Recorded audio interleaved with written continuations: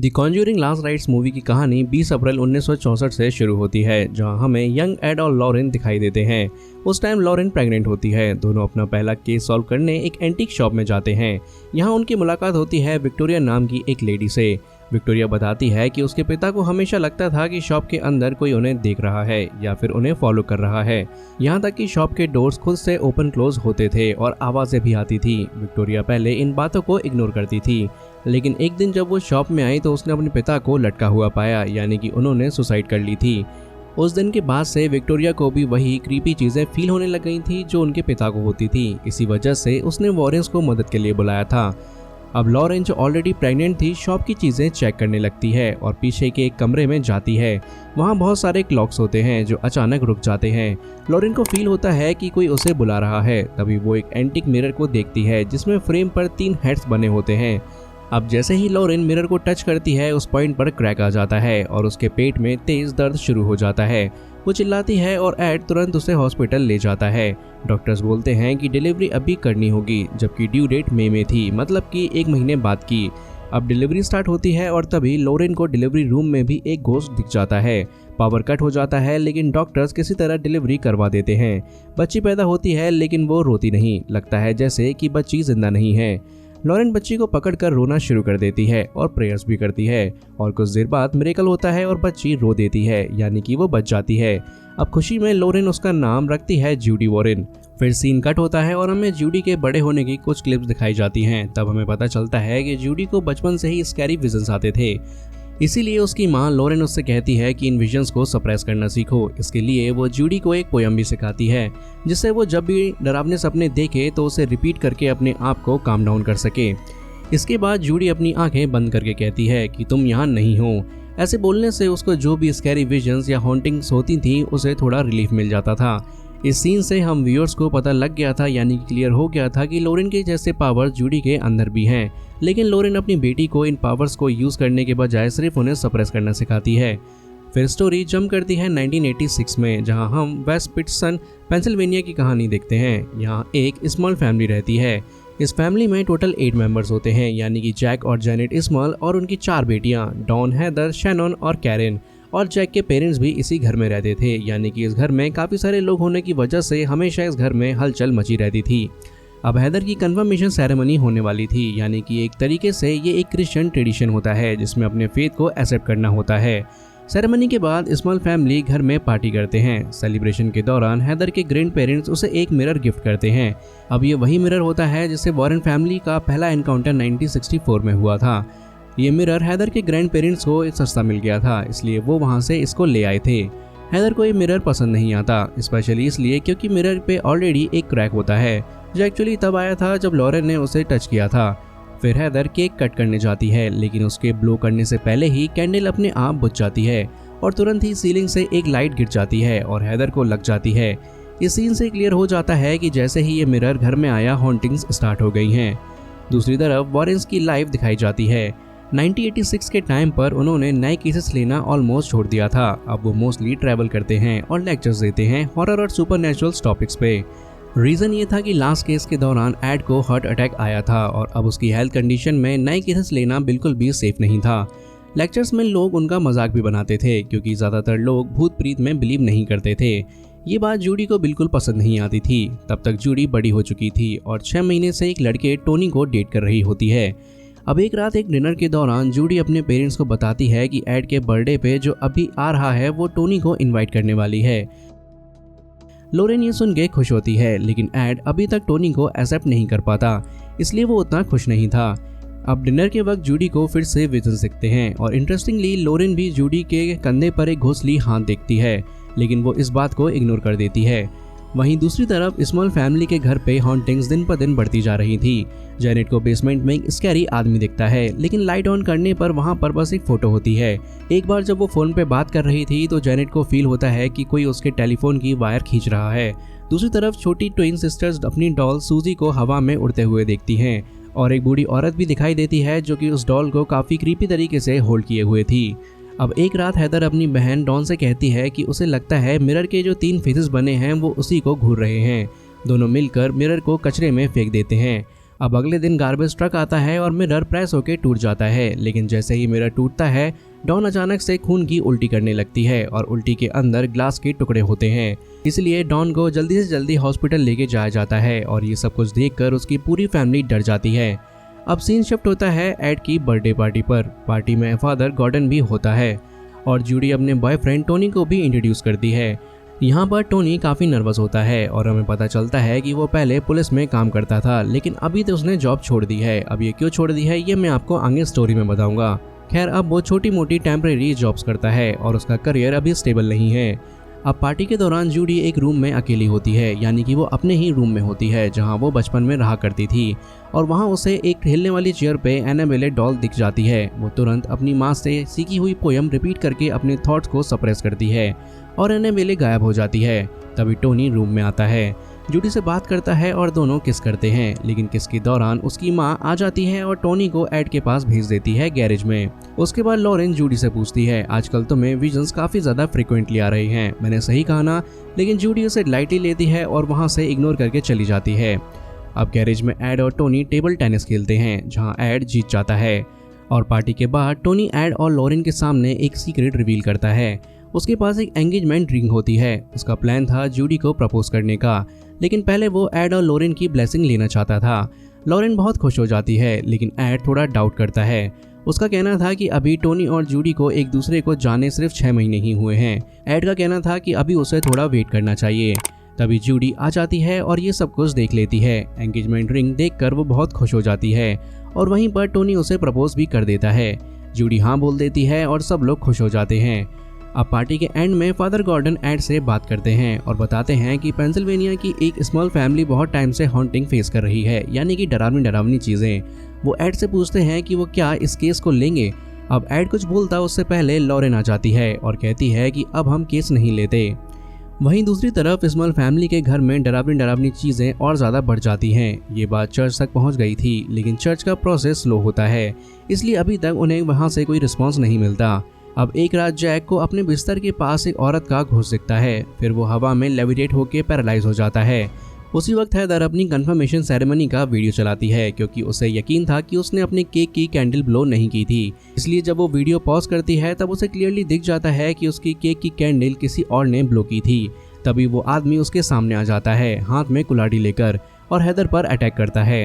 हैदर चीखने लगती है, फैमिली तुरंत आ जाती है, लेकिन तब तक वो आदमी गायब हो चुका होता है। इसी टाइम जैक भी अपनी पैरालिसिस स्टेट से नॉर्मल हो जाता है।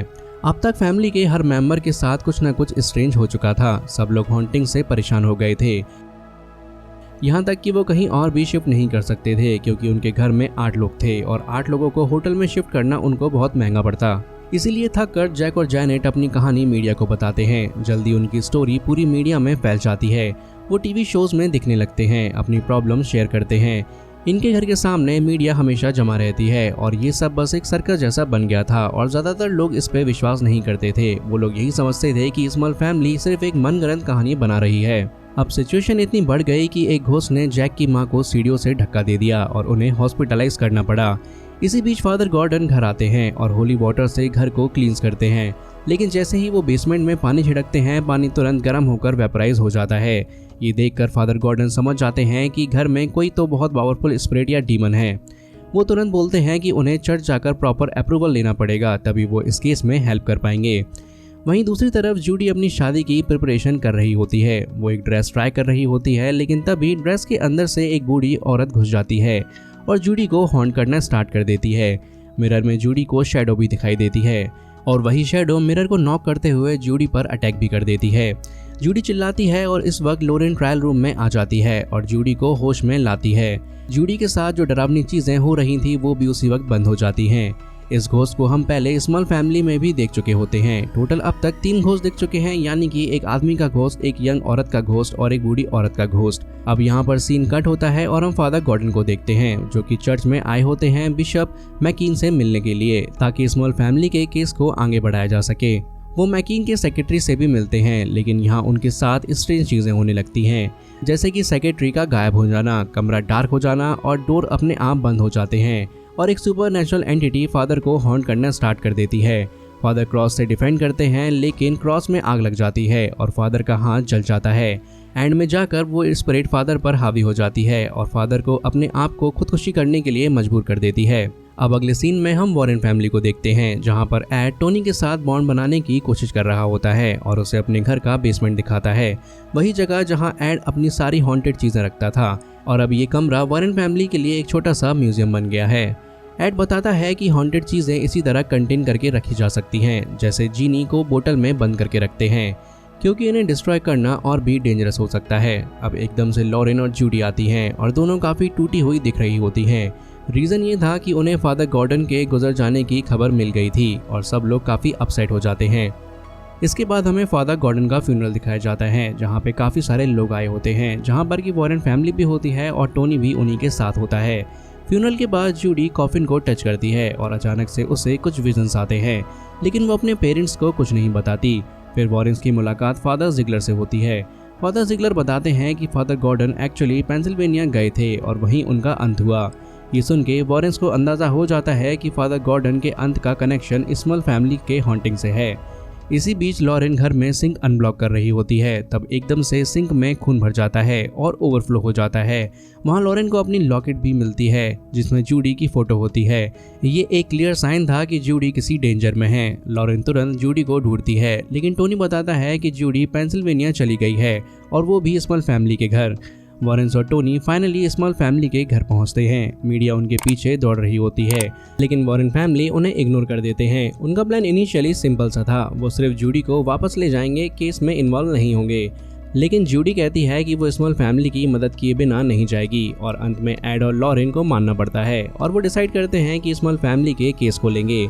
यहाँ से क्लियरली समझ आता है कि जब जूडी ने फादर गॉर्डन के कॉफिन को टच किया था, उसे फादर के अंत के इवेंट्स और स्मॉल फैमिली के कनेक्शन का विजन आया था। इसलिए जूडी स्मॉल फैमिली के घर तक पहुँच गई ताकि उनकी मदद कर सके। अब स्टोरी में क्लियरली दिख रहा है कि डीमन जूडी को अपने पास लाना चाहता है, क्योंकि डीमन का जूडी के साथ एक पुराना कनेक्शन है। अगर आपको याद होगा, जब जूडी का बर्थ हुआ था उस वक्त क्या हुआ था, ये सब चीज़ें एक साथ मिल रही हैं और अब वॉरेन्स ऑफिशियली स्मॉल फैमिली की मदद भी करने आ जाते हैं। वॉरेन्स स्मॉल फैमिली से मिलते हैं और उनकी स्टेटमेंट्स लेते हैं, पूछते हैं कि किस तरह की हॉन्टिंग्स हो रही हैं, यानी कि उन्हें क्या क्या डरावनी चीज़ें इस घर में अब तक फेस करनी पड़ी हैं।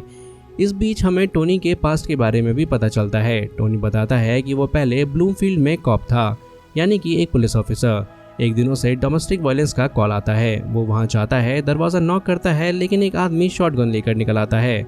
वो टोनी पर शॉटगन तान देता है और चला भी देता है, यहाँ तक कि टोनी को ट्रिगर दबाने की आवाज़ भी आती है, लेकिन लकीली शॉटगन नहीं चलती। टोनी उसे गिराकर अरेस्ट कर लेता है। फिर उसका पार्टनर बताता है कि शॉटगन एक्चुअली में लोडेड थी, सिर्फ मेल फंक्शन की वजह से गोली नहीं चली, मतलब टोनी बाय लक बच गया। इस इंसिडेंट के बाद टोनी पुलिस की जॉब छोड़ देता है और तुरंत रिंग खरीदकर जूडी को प्रपोज करने का प्लान बना लेता है, क्योंकि लाइफ का तो उसे भी कुछ नहीं पता है। वहीं दूसरी तरफ लोरेन अपने विजन से घर के स्पिरिट्स को समझ रही होती है। जूडी भी ये फील करती है, लेकिन लोरेन उसे रोक देती है। लोरेन बेसमेंट में जाती है और पता लगाती है कि ये घर पहले एक खेत हुआ करता था। कई साल पहले यहाँ एक हस्बैंड वाइफ रहते थे जो काफ़ी वाइल्ड लोग थे। उसकी वाइफ किसी और के साथ अफेयर में थी और जब हस्बैंड को पता चला तो उसने कुल्हाड़ी से अपनी वाइफ और अपनी मदर इन लॉ को ही मार दिया। इसलिए अब घर में 3 स्पिरिट्स दिख रही हैं, एक आदमी का, एक यंग औरत का और एक बूढ़ी औरत का। लेकिन रियल ट्विस्ट ये है कि इन तीनों स्पिरिट्स को एक डीमन कंट्रोल कर रहा है। ये डीमन वॉरेन फैमिली को ल्योर करने के लिए यहाँ तक ला रहा था, वही मिरर वाला डीमन। ये डीमन इतना पावरफुल है कि जो लोरेन के विजन्स तक को ब्लॉक कर रहा है। अगले सीन में जूडी को ऐसा लगता है कि लोरेन उसे ऊपर बुला रही है, इसलिए वो घर के एक्टिंग में जाती है, यानी कि सबसे ऊपर वाली जगह पर। वहाँ उसे एक मिरर मिलता है जिसमें क्रैक होता है और वॉल पर चौक से लिखा होता है मिस मी। ये क्लियरली एनाबेले का रेफरेंस था। उसके बाद जूडी को कैरन की आवाज़ सुनाई देती है। आवाज़ फॉलो करते हुए वो एक रूम में पहुंचती है जहां उसे एनाबेले डॉल दिख जाती है। डॉल एकदम से बड़ी हो जाती है और बिल्कुल अजीब तरीके से उसके पीछे दौड़ती है। डॉल उस पर अटैक करती है, लेकिन जूडी भाग जाती है। भागते टाइम उसके सर पर चोट लगती है। तभी वॉरेन्स वहां आ जाते हैं। जूडी उनसे कहती है कि एक्टिंग में कुछ सुपरनेचुरल हो रहा है। वॉरेन्स ऊपर जाकर वही मिरर देखते हैं। वॉरेन्स उस मिरर को देखकर शॉक हो जाते हैं और हैदर और डॉन भी उसको देखकर शॉक हो जाते हैं, क्योंकि उन्होंने तो उस मिरर को पहले ही फेंक दिया था। अब लोरेन मिरर को टच करती है और कहती है कि यहाँ पर कुछ तो बदल गया है, ये पहले जैसा नहीं है। फिर वॉरेन फैमिली मिल के उनको बताते हैं, यानी कि स्मॉल फैमिली को बताते हैं कि ये मिरर उनके एक पुराने केस से रिलेटेड है जो उन्होंने कभी सॉल्व नहीं किया था। उस टाइम वॉरेन्स यंग थे और जूडी के जन्म के हेल्थ के कॉम्प्लिकेशन की वजह से उन्होंने केस छोड़ दिया था।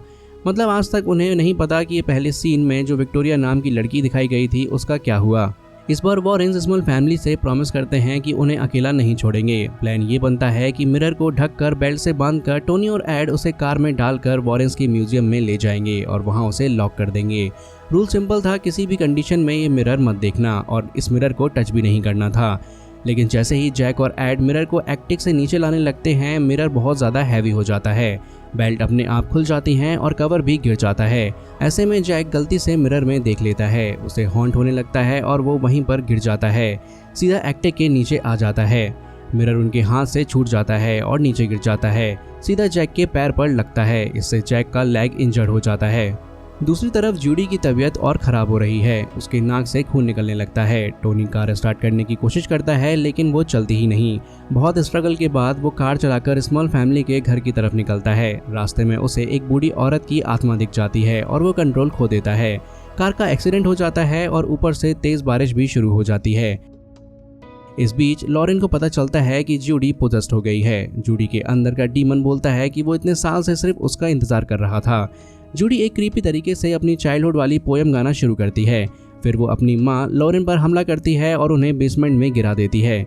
जूडी घर के डॉग साइमन को हवा में उठाकर दीवार से टकरा देती है। फिर अपने पिता एड पर भी अटैक करती है। बेसमेंट में गिर चुकी लॉरेन पर एक कुल्हाड़ी वाला आदमी अटैक कर देता है। बेसमेंट खून से भर जाता है, लेकिन टाइम पर टोनी बेसमेंट का दरवाजा खोलकर अंदर आता है और लॉरेन को बचा लेता है। वहीं एड की कंडीशन बिगड़ रही होती है क्योंकि उसे हार्ट अटैक की प्रॉब्लम होती है। वो बहुत ज़्यादा हाँफने लगता है और अपनी दवाइयाँ खाता है। उसके बाद एड स्मॉल फैमिली को कहता है कि वो तुरंत घर के बाहर चले जाएं क्योंकि सिचुएशन बहुत ज़्यादा डेंजरस है। स्मॉल फैमिली घर से बाहर निकल जाती है। अब घर के अंदर सिर्फ वॉरेन्स और टोनी बचे थे और उन्हें ही आत्माओं से लड़ना था। सबसे पहले वॉरेन्स और टोनी जूडी को ढूंढते हैं। जूडी एक्टिक में लटकी होती है, अगर टोनी उसे पकड़ता नहीं तो वो खत्म हो जाती। एड तुरंत चाकू से रस्सी काट देता है। रस्सी कटते ही सब नीचे गिर जाते हैं। इस प्रोसेस में जूडी बहुत इंजर्ड हो जाती है और उसकी पल्स रुक जाती है। एड उसे सीपीआर देते हैं लेकिन ज़्यादा फायदा नहीं होता। जब एड थक जाते हैं, टोनी सीपीआर देता है और उसके बाद जूडी वापस होश में आ जाती है। अब वो सिर्फ जिंदा ही नहीं होती बल्कि अपने कॉन्शियस स्टेट में भी आ जाती है, यानी कि वो पोजेस नहीं होती। इसके बाद मिरर हवा में लेविटेट करता है, वर्टिकली घूमता है और फिर टोनी पर हमला करता है हॉरिजॉन्टली। एड अपनी बुक से एग्जॉर्सिज्म शुरू करते हैं लेकिन मिरर पर कोई अफेक्ट नहीं होता। मिरर तो उस बुक को ही जला देता है। यहाँ तक कि मिरर के अंदर एड का डीमोनिक शैडो भी दिखाई देता है जो कहता है कि आज टोनी ज़रूर मरेगा। सिचुएशन बहुत टेंस हो जाती है, लगता है टोनी बच ही नहीं पाएगा, लेकिन वॉरेन्स उसे बचाने की पूरी कोशिश करते हैं। इस सीन में हमें यह भी पता चलता है कि अब वॉरेन्स ने टोनी को अपनी फैमिली का हिस्सा मान लिया है। फिर लॉरेन अपनी बेटी जूडी से कहती है अपनी पावर्स को एक्सेप्ट करो, उनसे मत भागो। ये पहली बार था जब लॉरेन ने जूडी को अपनी विजन्स और पावर्स यूज़ करने के लिए मोटिवेट किया था। तीनों यानी कि एड, लॉरेन और जूडी मिलकर टोनी को बचाने के लिए मिरर को टच करते हैं। जैसे ही वो टच करते हैं, उनके डिमोनिक वर्जन्स मिरर के अंदर फाइट करने लगते हैं। धीरे धीरे मिरर क्रैक होता है और जैसे जैसे वो लोग फाइट करते हैं, क्रैक्स बढ़ते जाते हैं और फाइनली वॉरेन्स की ताकत के सामने डिमोनिक पावर्स हार जाती है और मिरर पूरी तरह से क्रैक हो जाता है। और फाइनली मिरर के अंदर जो डीमन था वो शांत हो जाता है। मिरर पर लगे 3 फेसेस भी क्रैक हो जाते हैं और उसमें से धुआं वेपर निकलता है। मतलब डीमन या तो निकल गया या फिर शांत हो गया। टोनी को बचा लिया जाता है और अब टोनी भी वॉरेन फैमिली का एक हिस्सा बन जाता है। उसके बाद एड और टोनी मिरर को वॉरेन्स के म्यूजियम में ले जाकर लॉक कर देते हैं। यहाँ एड टोनी को म्यूजियम की की भी दे देता है। इससे हमें क्लियरली समझ आता है कि एड ने टोनी को सिर्फ फैमिली का मेंबर ही नहीं बल्कि अपना सक्सेसर मान लिया है, जो एड की लेगेसी को आगे ले जाएगा।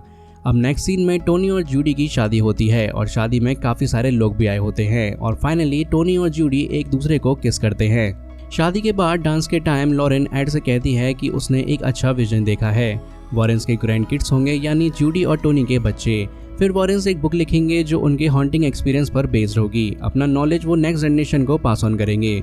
उसके बाद वो लाइफ में नॉर्मल एडवेंचर्स करेंगे, जैसे कि बाइक राइड्स, ना कि घोस्ट के एडवेंचर्स। लेकिन सबसे इंपॉर्टेंट बात, वो लोगों की मदद करना कभी नहीं छोड़ेंगे। रियल केसेस या फील्ड वर्क नहीं करेंगे, लेकिन फ़ोन पर लोगों की हेल्प ज़रूर करेंगे।